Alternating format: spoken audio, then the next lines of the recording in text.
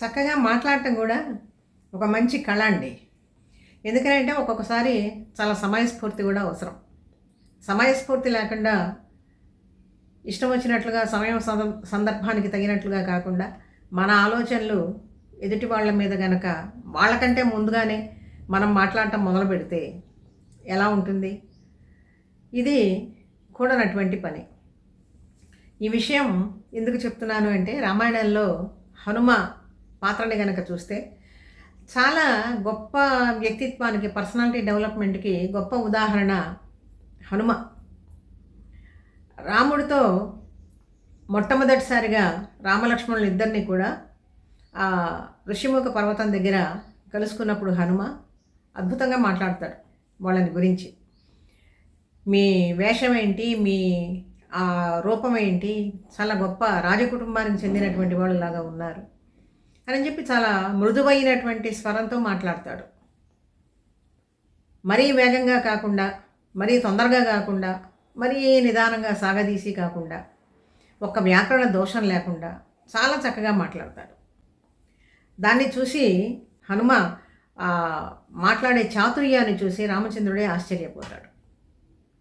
ఎందుకని పురాణ పాత్రలు మనం ఈ కాలానికి ఎలా సమన్వయం చేసి చెప్పుకోవాలంటే ఇలా చెప్పుకోవాలి. కమ్యూనికేషన్ స్కిల్స్ అన్నమాట. ఏమంటాడు తెలుసా రాముడు అంటే, ఇవన్నీ సంస్కృతంలో ఉన్నాయి, అమ్మో రామాయణంలో ఉంది కదా, ఇదేదో హనుమ కాబట్టి సాధ్యమైంది మనకు కాదా అని చెప్పినని అనుకోవచ్చు. రామాయణంలోదే ఇవన్నీ కూడా ఎందుకు రాస్తారు మహర్షులు? మనం చూసి నేర్చుకోవటానికి.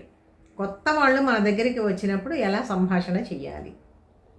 రాముడు ఏమంటాడు తెలుసా? నా ఋగ్వేద వినీతస్య నా యజుర్వేద ధారిణ నా సామవేద విదుష శక్యమేవం ప్రభాషితం నూనం వ్యాకరణం కృత్స్నం అనేన బహుధా శృతం బహుం వ్యాహరతానేన నకించిదపశబ్దితం.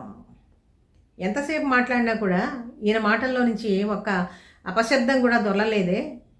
పోనీ శరీరం అంతా చూసినా కూడా ఎక్కడా దోషం అనేటువంటిది కనపడటం లేదు.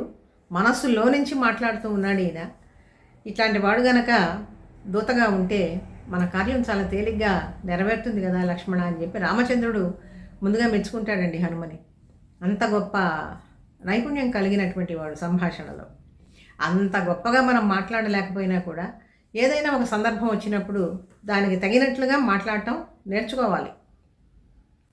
ఇది ఇంకొక ఉదాహరణ కూడా చెప్తా.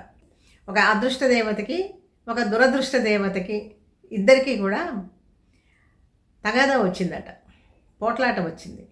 నేను గొప్పదాన్ని అంటే నేను గొప్పదాన్ని అని చెప్పి. అయితే ఇద్దరు ఎంతసేపు వాదించుకున్నా కూడా తేల్చుకోలేకపోయినారు. అప్పుడు మూడో ఆమె దగ్గరికి వెళ్ళారట, ఇంకొక స్త్రీ. ఆమె దగ్గరికి వెళ్ళి, ఆమె చాలా తెలివి కలిగినటువంటి వ్యక్తి, మేమిద్దరిలో ఎవరు చాలా అందంగా ఉన్నామో, ఎవరు గొప్పగా ఉన్నామో చెప్పవలసింది అని చెప్పంటే ఆమె కూడా సందిగ్ధంలో పడింది. నిజానికి మనసులోంచి రావాల్సింది ఏంటి?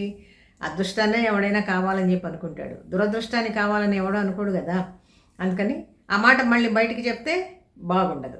అందుకని ఏమన్నదంటే, కాసేపు ఆలోచించి మీరు బయటికి వెళ్ళిపోయి ఇద్దరు ఒకసారి మళ్ళీ లోపలికి రండి అని చెప్పి ఇదేంటి మనం అడిగిన దానికి ఇట్లా సమాధానం చెప్తుంది అనుకుని ఒకళ్ళ మొహాలు ఒకళ్ళు చూసుకొని బయటికి వెళ్ళిపోయారు. ఇద్దరు మళ్ళీ తిరిగి లోపలికి వచ్చారు. సమాధానం కోసం ఎదురు చూస్తూ ఉన్నారు. అప్పుడు ఈమె ఏం చెప్పింది తెలుసా?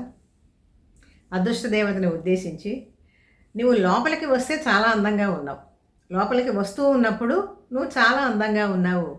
దురదృష్ట దేవతని చూసి ఏమంటుంది? నీవు వెళ్ళిపోతూ ఉంటే చాలా అద్భుతంగా ఉన్నది, కాబట్టి మీరిద్దరూ కూడా గొప్పవాళ్లే అని చెప్పిందట. ఎంత చమత్కారం అండి నిజంగా! ఎంత క్లిష్టమైనటువంటి సమస్యని ఎంత అనాయాసంగా ఆమె పరిష్కరించిందో చూడండి.